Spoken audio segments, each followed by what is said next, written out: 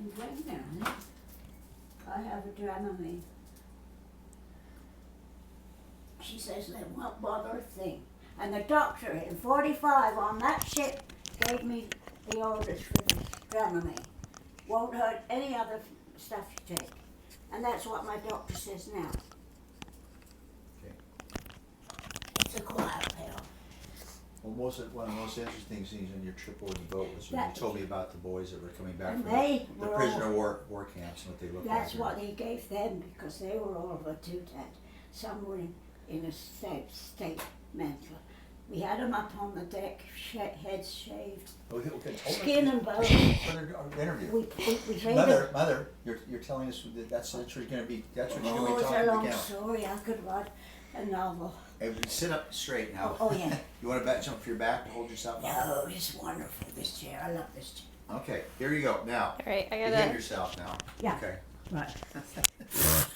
So you're connected to the camera. Are you recording me? I did not. Not I didn't yet. pass gas, did No. I? Tell him. You'll have to come and stay a while. We've got lots to do, haven't we?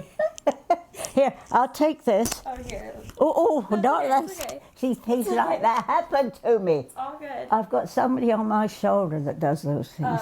Yeah, so you're connected to the camera, so if you have to go to the restroom. No, I won't have to. Okay, then we'll make sure we take it off before Oh, we get up and bring I'm the wired. camera here. Look at that, Ma. What's this thing here? Oh, I thought I'd pinned a brooch on. I'd forgotten and left it. And it's you. You. Oh dear. Oh, wait, go ahead. We talk. should have had the gang, shouldn't we? Sounds good. Yeah. Ask me something. Okay, and we're going to start in a minute when she tells us to. Have I got this on right? Because I thought it was my brooch. Yeah, no, you got it. Okay. I'll make sure, but it I was sounded trying to good. unpin it. You be quiet listening to her a little bit. Okay, Now, oh. now You you're wore gonna a have to be perfect shirt for cooperative as an this. actress now. I will. Okay. I will. I promise. Okay. My first. And I have to look at that hole there. No, you're gonna look at Grandpa actually. Look at Grandpa. Yeah. Oh, that's like easy. you're talking to me. Yeah. I don't think they're gonna pick. She's gonna pick up any of my sound. What do you but want? That's I'm just okay. gonna tuck this under Oh, into your. Oh, that's where all my other stuff you is. go. I came out in a rush. All my that's underwears and outerwears together. I'm Okay. sorry. You tell us when we're ready. You tell I'm roll. ready whenever you guys are ready. I'm ready. Well, are we on it? Just tell us when we're Yeah, on. it's on. Okay. You're good. Okay. Where were you, Grandma, when World War II began? Where were you, and what were you doing when it began?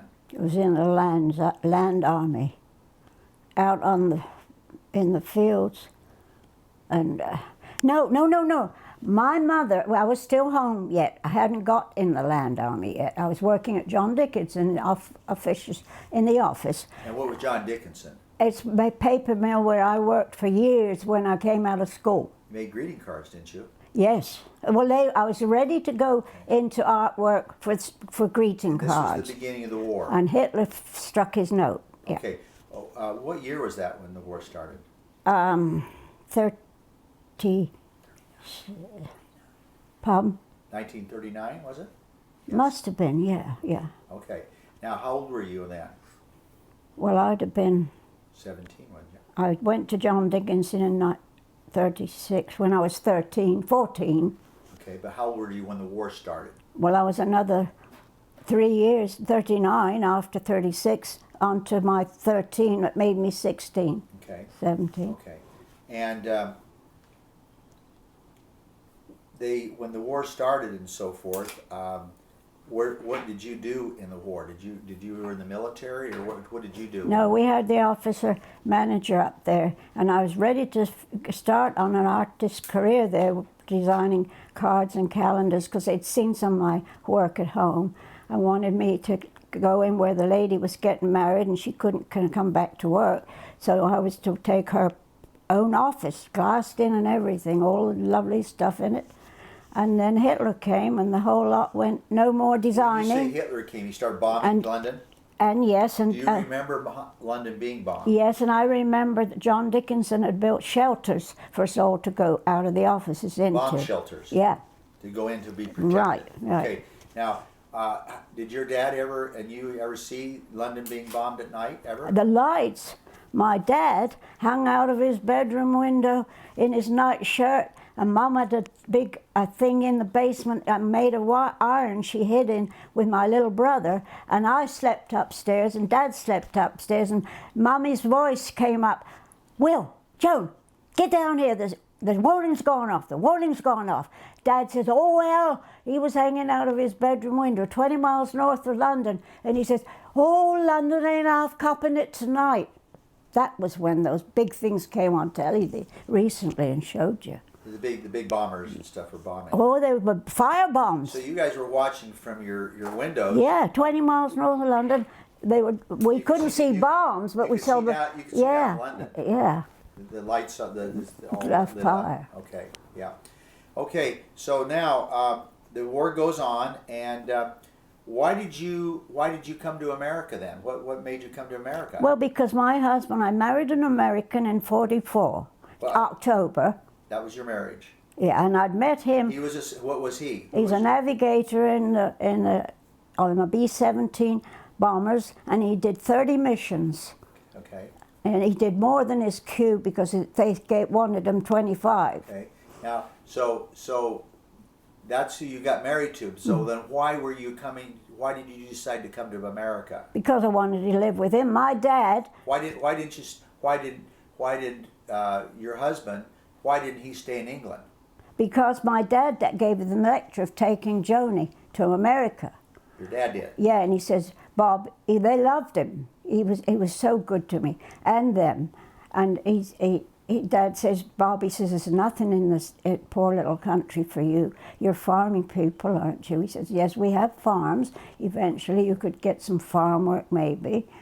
And Bob had all his big family over here. I'll tell you, Hayes is from the. We'll get there. Yeah. Okay. So why then did you? So you made a decision to come to America. Why? Real simply, you made a decision to come to America. Because I want to be with my husband. Okay. When I'm married, that's who you follow. Were you scared or nervous? No, I think I was in some kind of a trance. Especially when they drove us, they told us in the Air Force, in the Americans up in London in the office, we went out, my friend told me, you are able to get you on the list for war brides. There's about 24 on the next list because Bob knew the colonel up there before he left. So you're gonna go to the United States, America. How are you gonna get there? Well, I knew that I would have airplane. Or? No, oh no, we didn't think so. Okay, so when did you leave England? What day or month was it? Got it all in there now. April. April 1945.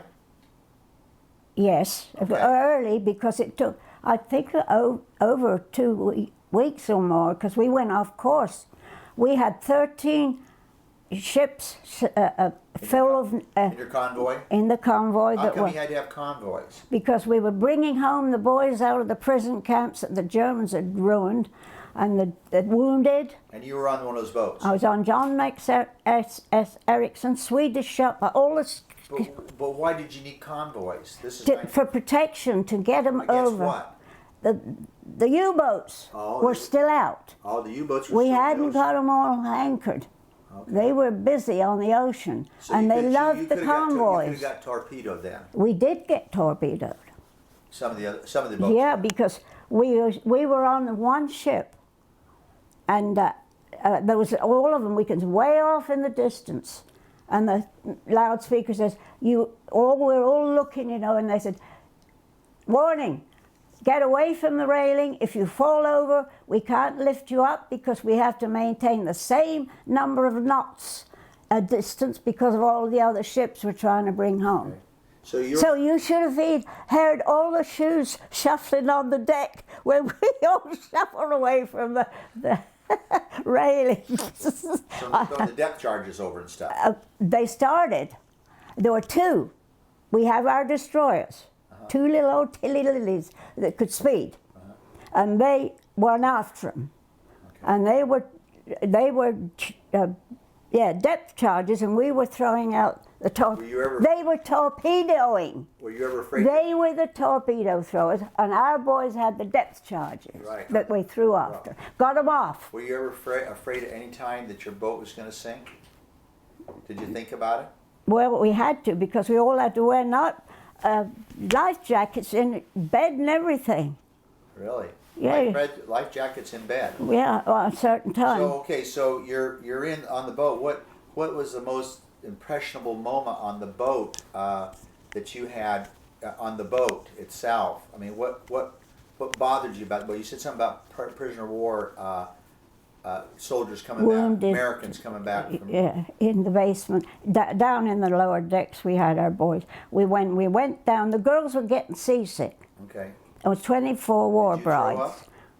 No, I don't know why I didn't. I was told to use dry crackers in your tummy before you get up. Put your feet on the floor in the morning, Okay. which I was crackers all over. So you have prisoner of wars come, American prisoner of wars that had been let out of German prisoner of war I'm camp. wounded. And what images or things do you remember about the boys that were there? Were they just normal, or were they had they There lost a lot of weight? we had a lot of the ones that were really pretty, in not bad shape, and we sat down on the floor while they showed movies in the old lounge. It used to be a lounge with no chairs.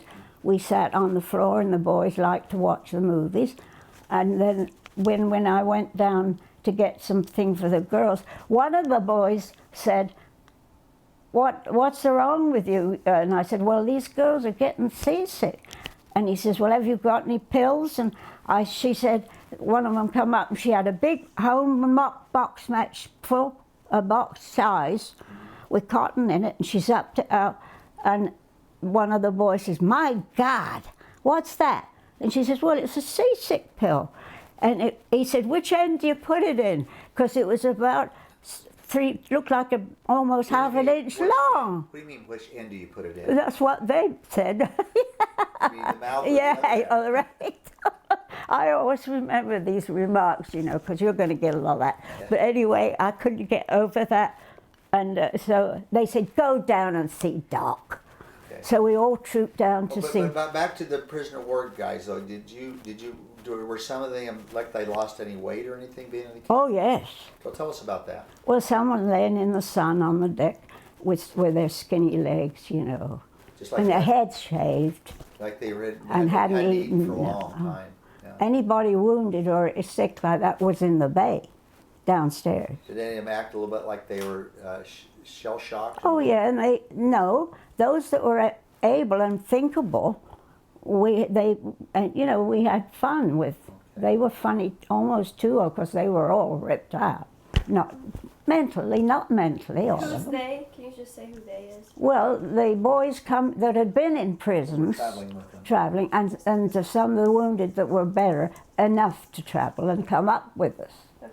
Yeah. So the U-boats did chase you all the way across the Atlantic, or a good portion of it? Then? Right out in the middle somewhere. We got out of Southampton. I don't know how they got 13 ships together at the right distance, way out. In the convoy. Yeah. Yeah. Okay. Well, you come in. We're ready for pause now. Yeah. Ready for pause.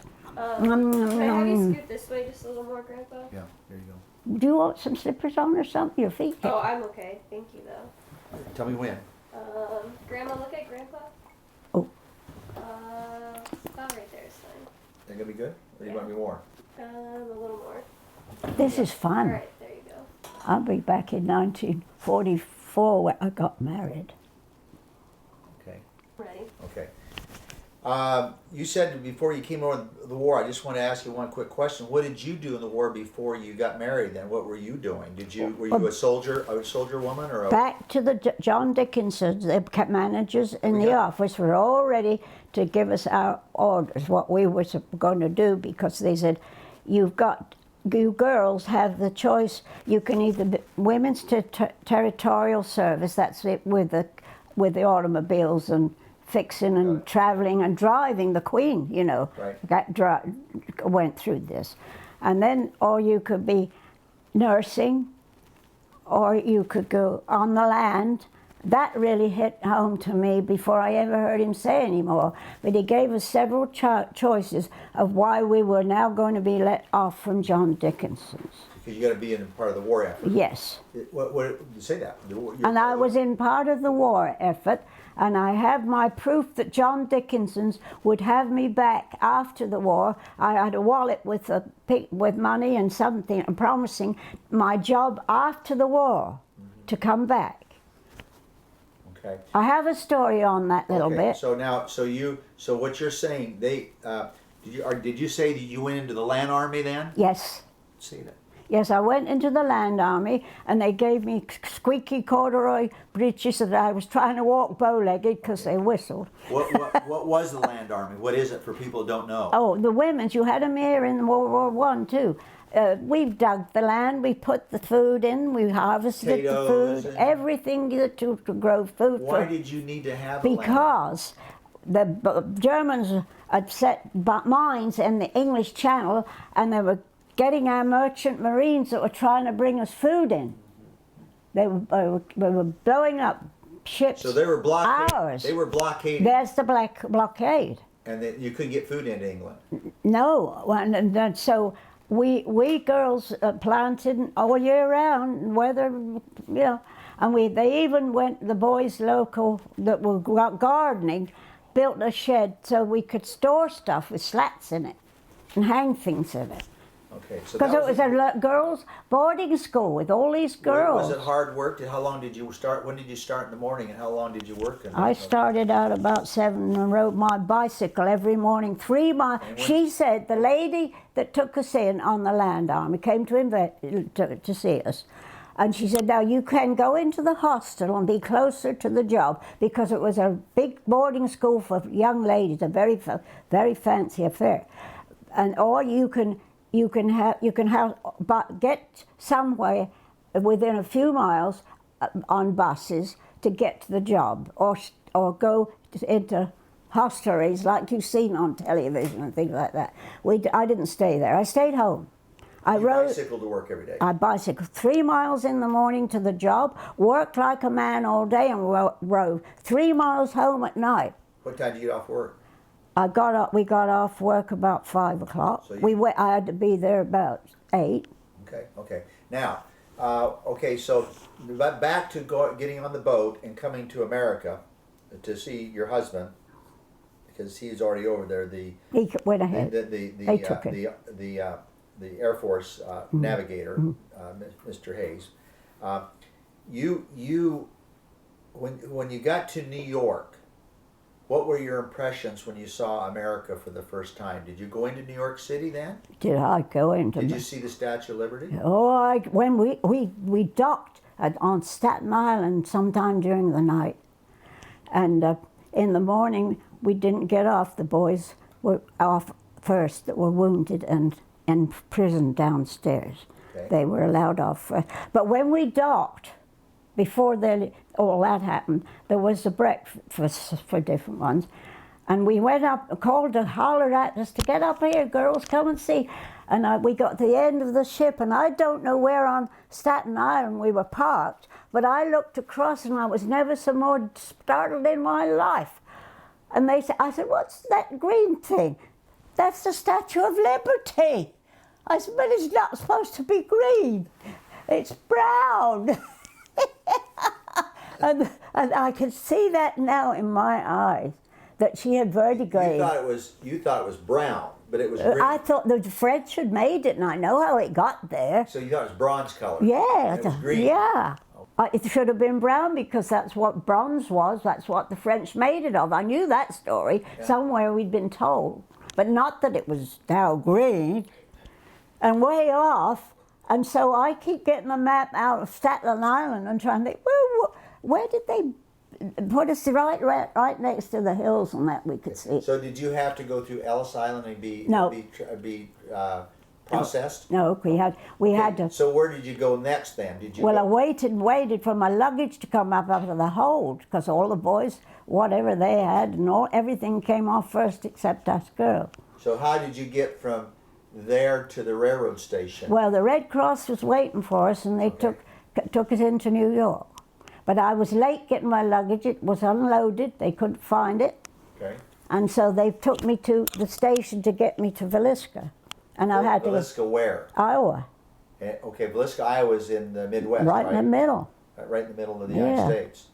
So you're going to get on the train, right? Yeah, and it was How long were you in New York City for then? oh, just where when you got from New York to Chicago, because we changed there to come No, to but how long were you in New York City from the boat to? just a drive, City? just a Oh, you got right on the train then. yeah. They had took us right to the station So in New York. what's your most memorable thing going on the train over to Chicago to Southwest Iowa? What was your most memorable experience that you had on the train that you really think that you remember the most about the Looking train? out of the window and seeing all these houses made of wood.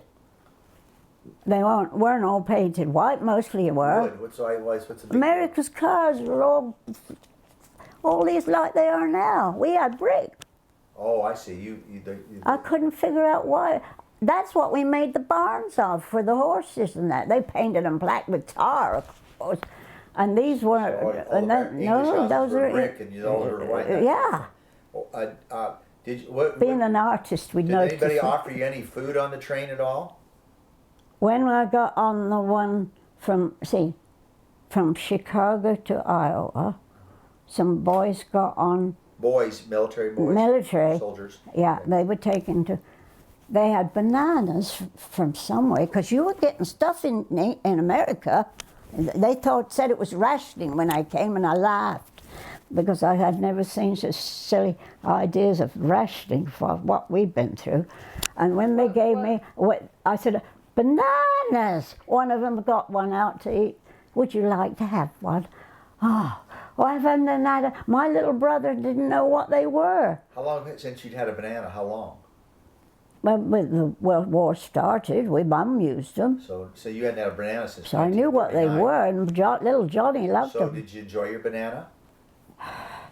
Yes, too much. What do you mean it's too much? They kept giving them to me. Different ones were so happy, they were making me happy, see? And that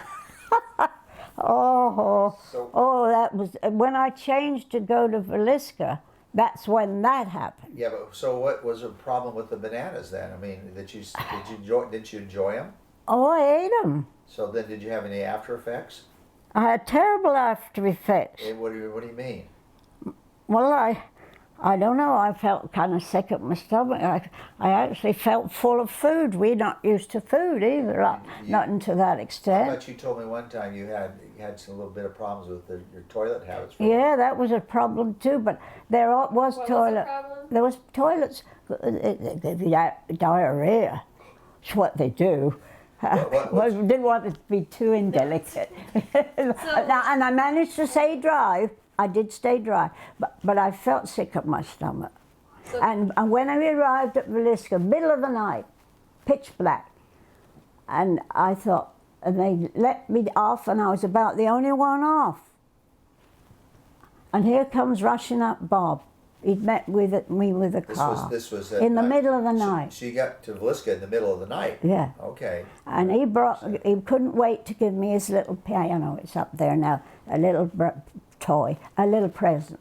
Okay. I had to unwrap it with the lights of the car, and I was feeling awful.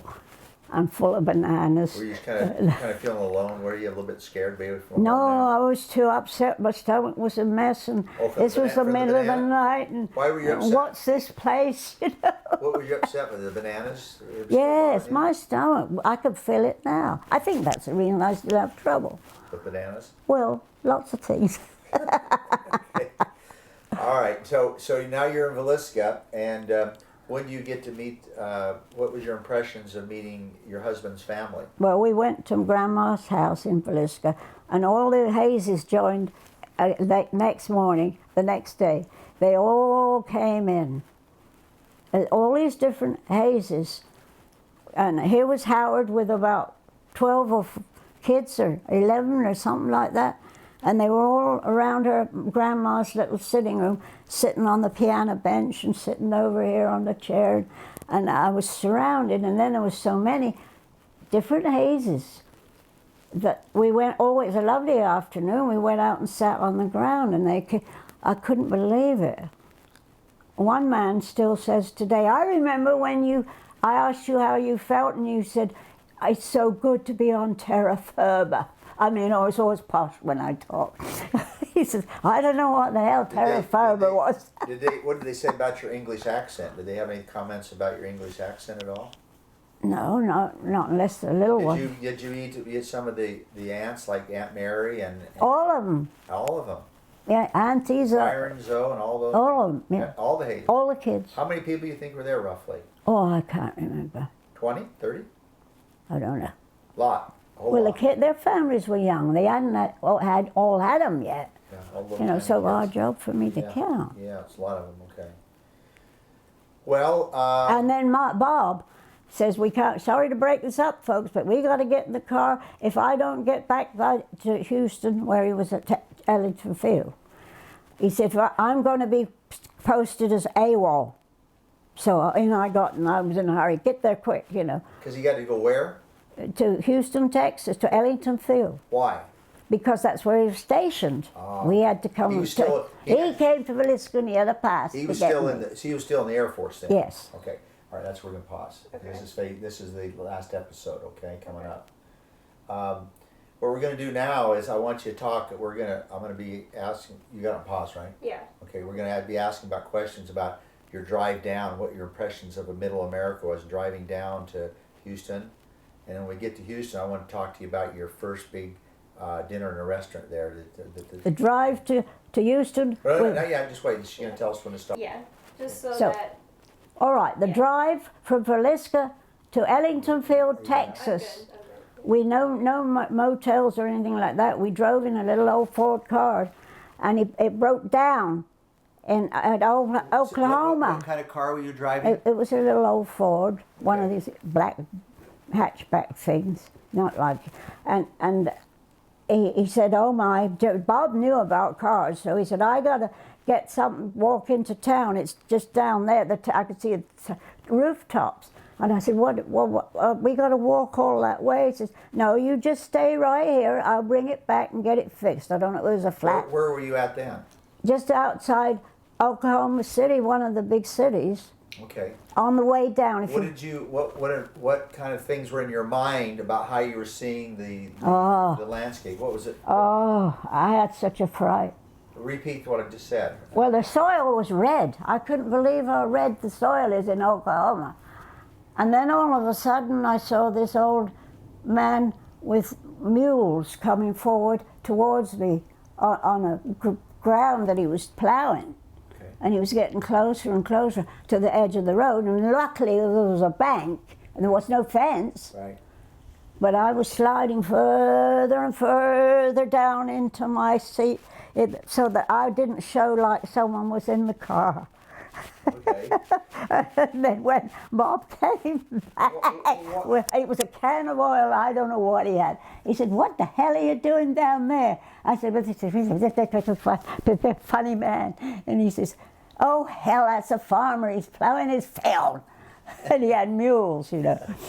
So what? And we never had mules, we had horses. One sec, I gotta Okay. fix something. Well, remember to repeat the question because I'm going to ask you, and then because you got to start off as a statement, or they won't know where you're coming from because they can't hear me seeing this.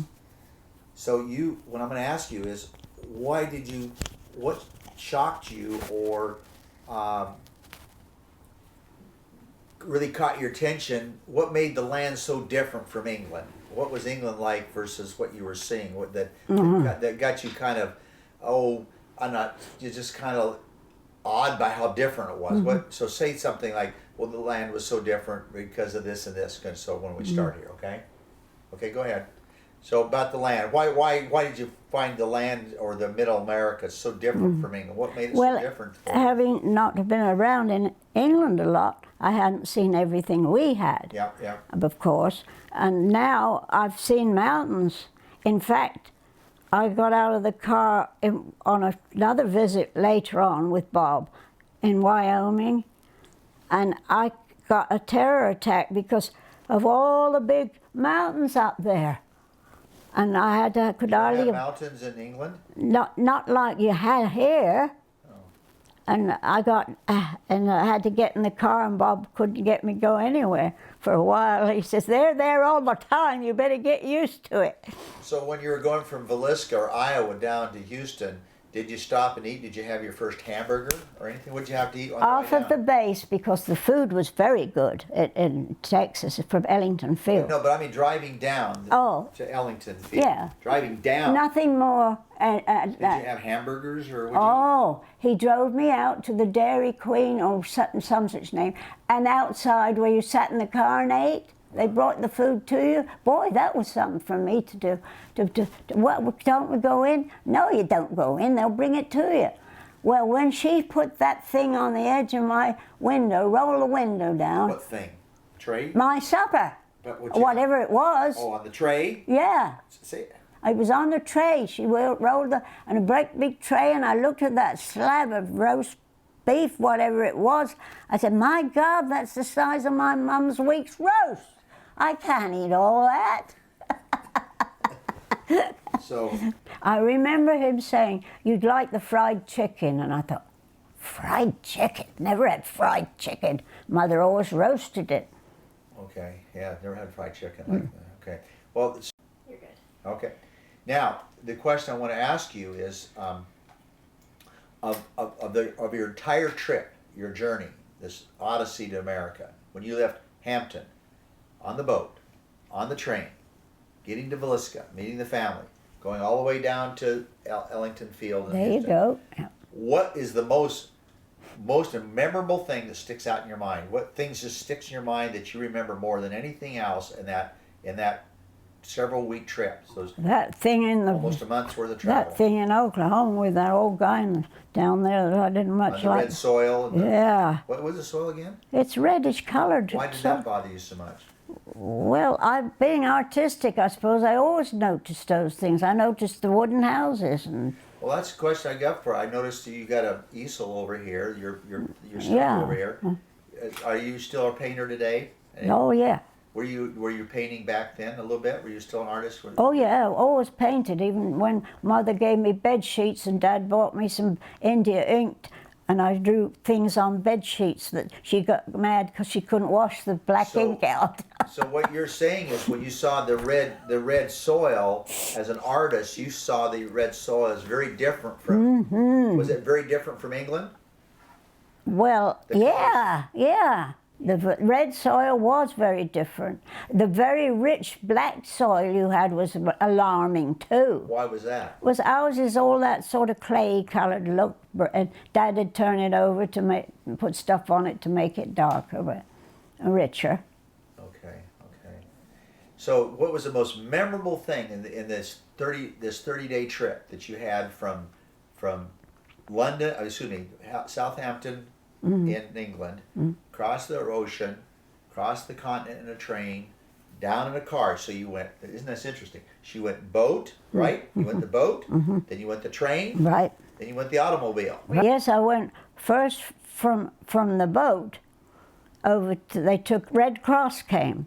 They took us to our trains in the station in New York, different ones, and we had a different one for ours to take us to Chicago. And then after the train, what? And then after we got on that train, they took us to the Chicago station. Another train to Villisca. And then you went down from. And then what did you use to go from The car. And you went to the automobile then. Yeah. Okay. Oh wait, hold on. So And you put your hand on top of the cord. There you go. okay. So now, question is, think back now, all the different things in that big long journey, boat, trains, and automobile. What is the most memorable thing you can think about that trip that stands out, other than the red soil and the mules charging at you? And the bananas. And the bananas and the mules, huh? I still remember the bananas. You still remember the bananas? And I see American mothers feeding babies bananas, and I'm going, oh. Did you ever see German war prisoners at the time that they came? No. Oh, we went down at King's Langley Station when they came through with some on, and they were all hanging out of. They weren't prisoners. They were coming. We captured them somewhere, and they were on a steam train. Okay. that ran the rails outside, The not German and underneath. Italian prisoners. And the Italians, I had fun with the Italian prisoners. They sang all the time. They were happy to be out of the war. Oh, when I rode my bicycle home behind a bunch of them in their trucks, you know, in between. They were heading, they'd been gardening too. They loved to garden. They grew food. And they'd sing and they'd wave and I'd sing back and I'd pedaling my bike with a truckload of Italian prisoners that side and a few more coming this side. It didn't scare me at all. So the German prisoners, how were they different? Oh, solemn, miserable lot. Not very I never had any not mixing very, with them. Not very happy to be prisoners in the No, war. no, not at that time. Later years, they found they Who's liked. Who's they? Later years in Who Iowa, are you talking about right now? the Germans, The German prisoners. they learned to love it because they liked farming. And we have lots of them married and stay here. Clarinda's got a lot of people like that. That were German war prisoners. Yeah, here. well, they married the girls and stayed. Yeah, okay. Well, I don't know, is there anything else that you'd like to talk about that of your experience of the travel? Anything that stands out, that really sticks out at all? Did any of the boys on the train try to flirt with you at all? No, we never thought about them doing that. Okay. You have to be introduced to a boy before you could flirt with him. My mother said, you don't flirt with them. She's got to introduce what she You've said. got to be introduced to them when she was teaching me how to grow up. We don't with know them. what you're talking about. So that's why you never thought about The flirting with- boyfriends, Where, on the train? anywhere. At my 13, 14 years old, I was told, you must be introduced.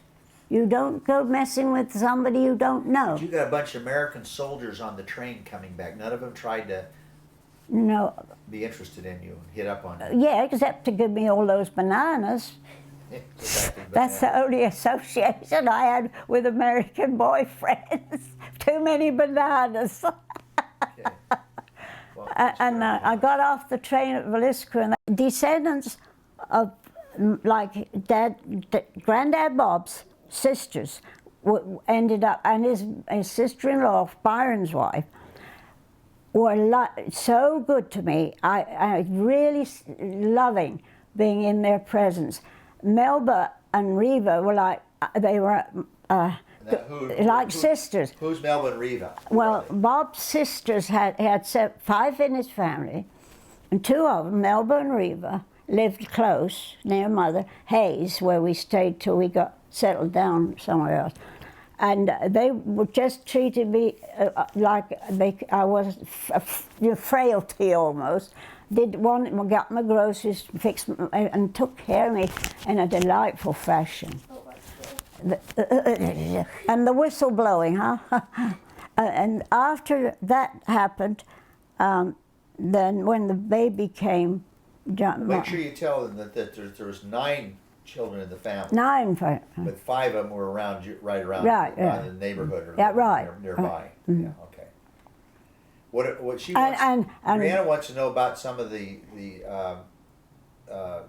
your comments about your current family. That's like to say the Kittlesons and the and Ever Thompson and all this. I think she's wanting to know a little bit about the immediate family. What would you like to know from her? Just, are you proud of your, are you? Yes, I said the other night, I'm so proud of all of you because you've chosen ways that are a delight and you're thoughtful of others. And when I think of your Devon, what he's doing for people, going back to prosthetics for the very people, the sort of thing I remember being so terrible, and what he's doing now and how much work it What's so takes. terrible? What terrible? Oh, the prosthetics, where they lost limbs, those so the boys. soldiers, you saw yeah, limbs. they saw, yeah, like they're coming back to me, how they suffered. I don't know. You made me think of something. Put it on pause real quick here. What was it? After you came to the United States, came to America to be with your husband as a war bride, right? Were you called war brides? Except at one thing when I had a little boy called Michael. No, wait. I say that. See what you're saying. We're talking about. Say I was never called a war bride or whatever. What do you? Oh no, Yeah, we were Cold War brides, Okay. early days, because I had friends that were out farming. Okay, so from your war bride experience to as becoming an American, did you become nationalized, or did you become a citizen eventually? Oh yeah, they gave me three years to live here, even though I was married to an American. Okay. To then, when I could go through the papers and study American history, and I had a lot of stuff to study. And then I came to Des Moines. We were living in close to Des Moines. We're at Kristen, wasn't it? Yeah, and Agnes Fredrickson and her husband came to witnesses with us, drove up, American and I citizens. became a citizen. And they asked me, after all that work, they asked me 2 questions. Who was our first American president? Well, I said, George Washington. What's this about? George Washington. And second question, how many stars and stripes do we have on the flag? Oh, I'd learned that. Yeah, 13 stars and so many stripes. You know, I had it all. And they passed me. That was it. After I'd been 3 You years. took your oath, right? Yeah. Did you Oh, I take had. Oh, yeah. I had to do that. Do what? Swear. Swear? Yeah, my you oath. Cuss? Yeah. Well, no. I had an oath. What you just said. An oath is And swear. where was that at? Right there. All there before they passed Where? me. The courthouse or the Upstairs, Capitol right there in the courthouse, right over there. in Des Moines.